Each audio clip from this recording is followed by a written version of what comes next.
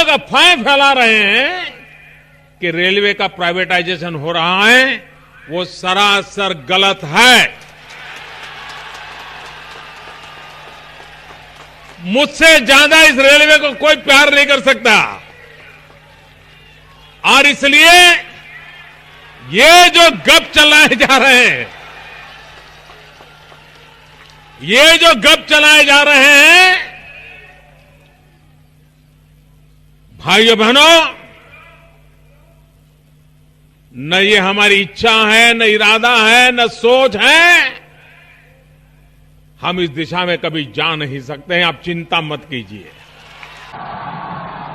आज 151 ट्रेन के ऐड होने से मैं 10 बिंदु जो कि अभी रेलवे मंत्रालय ने मुझे भेजा है कि बेनिफिट्स क्या होगा 10 सेकंड में बता देता हूं। नंबर 1, मॉडर्न टेक्नोलॉजी आएगी। नंबर 2, रिड्यूस्ड मेंटेनेंस, रखरखाव में कमी होगा। नंबर 3, रोजगार बढ़ेगा, बहुत सारे लोगों को नौकरी मिलेगी। नंबर 4, सेफ्टी बढ़ेगा, उसमें सुरक्षा की जो प्रावधान है वो बढ़ेंगे। नंबर 5, अनुभव, जो वर्ल्ड क्लास एक्सपीरियंस है वो बढ़ेगा। सबसे बड़ी बात, निर्माण, मेक इन इंडिया के अंतर्गत भारत में इन रेलवेज का निर्माण होगा, जिसके कारण भारत में नौकरियां भी बढ़ेंगी और भारत का मैन्युफैक्चरिंग होगा। ये सारी प्राइवेट कंपनीज जो है फाइनेंसिंग, प्रोसेसिंग, ऑपरेशन, मेंटेनेंस का खर्चा ये उठाएंगे।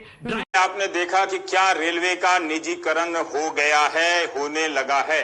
मैं पर्ची लाया हूं, अगर आप गूगल में जाकर इंटरनेट में रेलवे का निजीकरण नहीं होगा पीयूष गोयल हिंदी और अंग्रेजी में टाइप करेंगे तो कई तरह के बयान होंगे, लेकिन 3 बार इन्होंने सदन के भीतर बोला है। 17 मार्च को और 22 नवंबर को, 17 मार्च 2020, 22 नवंबर 2019 को राज्यसभा में रेल मंत्री ने कहा है कि रेलवे का निजीकरण नहीं होगा। ये बात क्रिस्टल क्लियर है।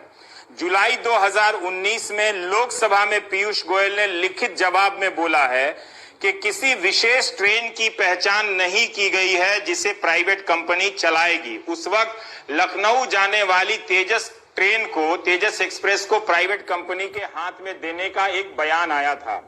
जनवरी 2020 में इंदौर में रेल मंत्री कहते हैं कि रेलवे देश और देश की जनता की धरोहर है, इसका निजीकरण नहीं होगा। अक्टूबर 2019 में इनका बयान मिलता है कि निजी निवेश होगा, निजीकरण नहीं होगा, और जब तक हमारी सरकार है या हम सरकार में हैं, निजीकरण नहीं होगा। अब देखिए कि ये हाल है रेल मंत्री के बयानों की। 4-5 बयान निकालकर हमने बता दिए जिसमें वो कहते आ रहे हैं कि रेलवे का निजीकरण नहीं होगा। अब रेलवे बोर्ड के सदस्य कहते हैं 5% होगा। तो जब आप सदन में कह रहे हैं कि निजीकरण नहीं होगा, तो क्या ये बात फिर वापस सदन में नहीं ले जाना चाहिए था और लोकसभा और राज्यसभा में इस बहस को नहीं ले जाना चाहिए था कि हमने यहां कहा था, इसलिए हम बता रहे हैं कि निजीकरण नहीं होगा। आप मार्च के महीने तक कह रहे हैं कि निजीकरण नहीं होगा, लेकिन अब आप कह रहे हैं कि निजीकरण होगा। पब्लिक प्राइवेट पार्टनरशिप में साथ में निवेश करेंगे, भारत की जनता को भी उस निवेश में सहभाग लेने का अवसर मिलेगा। पर मैं ये शुद्ध रूप से स्पष्ट कर दूं कि भारतीय रेल को प्राइवेटाइज करने की ना तो कोई प्रस्ताव है, कल्पना है, और ना कभी प्राइवेटाइज होगा।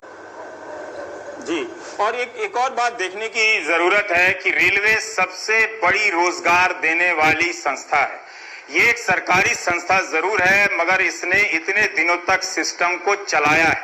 अब ट्रेन देरी से चल रही है। आप पिछले 2 साल पहले जब हमने रेल सीरीज चलाई थी, तब यही कहा गया कि कुछ सेक्टर में पटरियां बिछाने का काम हो रहा है, उसके बाद ट्रेनें टाइम से चलेंगी। तो उस सेक्टर में काम क्या पूरा नहीं हुआ? इस तरह के बहाने बनाकर अभी तक किसी भी सरकार की हिम्मत नहीं होती थी कि वो रेलवे के निजीकरण के मामले को छू दे। तो अलग अलग तरीके अपनाए गए, कभी जमीन देकर, कभी प्राइवेट और पब्लिक पार्टिसिपेशन के नाम पर प्राइवेट कंपनियों को घुसाया गया। इस वक्त जब प्राइवेट कंपनियां भीतर से चरमरा रही हैं, तो क्या उन्हें या पता नहीं किन्हीं खास को या पता नहीं किस वजह से रेलवे की बची हुई जो संपत्ति है वो उन्हें सौंपा जा रहा है? ये भी एक देखने का नजरिया हो सकता है। जब 2018 का समय आया था और लोकसभा का चुनाव नजदीक आ रहा था, तो लोको पायलट की 1 लाख वैकेंसी निकाली गई थी। आज भी उस वैकेंसी की अपॉइंटमेंट रेलवे ने पूरी नहीं की है और कभी भी पीयूष गोयल इस पर बोलते नजर नहीं आते, जबकि ट्विटर हैंडल पर रोजाना देश भर के छात्र, भोपाल हो, गोरखपुर हो, हर जगह के ट्वीट करते नजर आ रहे हैं।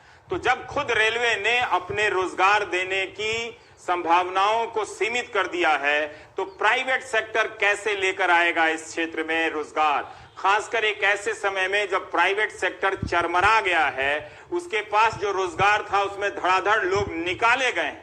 कहां तो इस सरकारी सेक्टर को मजबूत कर इसमें सरकारी नौकरी देनी चाहिए थी, लेकिन अब इसमें प्राइवेट सेक्टर को हाथ में देने का यह इंतजाम हो गया।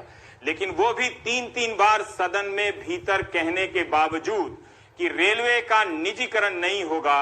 मार्च से लेकर जुलाई के बीच में ऐसा क्या बदल गया कि रेलवे के निजीकरण का ये प्रस्ताव रख दिया गया? क्या अब रेलवे एक पूरी तरह से 5% की बात कही जा रही है?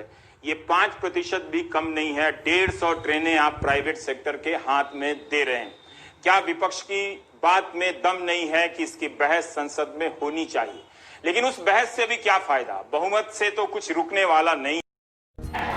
अच्छे दिन, अच्छे दिन, अच्छे दिन।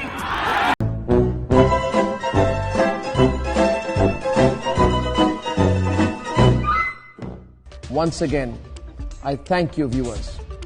I'm deeply grateful to you.